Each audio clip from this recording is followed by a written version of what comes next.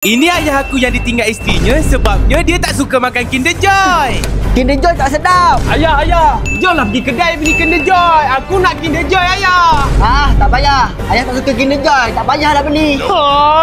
Aku pelik sangat lah. Kenapa ada orang tak suka Kinder Joy ni Padahal Kinder Joy sedap sangat. Dan aku dapat banyak mainan yang comel. Oleh sebab itu, aku akan tipu ayah sampai dia suka makan Kinder Joy.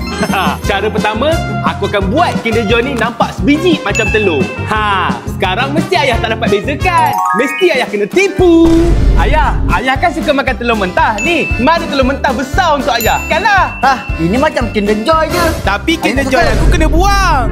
Cara kedua, aku akan letakkan Kinder Joy ni dalam roti kesukaan ayah. Mesti kali ni dia suka makan Kinder Joy. Kalau ayah berjaya makan Kinder Joy, korang kena subscribe tau. Ayah, ni ada roti kesukaan ayah. Wah.